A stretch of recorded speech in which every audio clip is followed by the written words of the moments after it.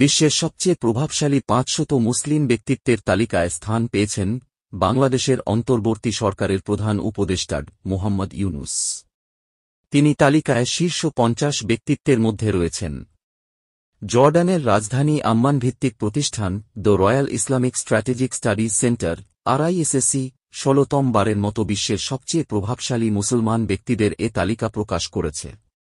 2009 সাল থেকে প্রতিষ্ঠানটি প্রতিবছর এ তালিকা প্রকাশ করে আসছে। ধর্মীয় চিন্তাভাবনা এবং রাজনৈতিক নেতৃত্ব থেকে শুরু করে শিল্প ও সংস্কৃতি পর্যন্ত বিভিন্ন ক্ষেত্রে গভীরভাবে অবদান রাখছেন এবং নিজ দেশে ও দেশের বাইরে মুসলমান সম্প্রদায়কে উল্লেখযোগ্যভাবে প্রভাবিত করে যাচ্ছেন এমন ব্যক্তিরা the Muslim 5 the world's most influential Muslims শিরোনামের এ তালিকায় স্থান পান।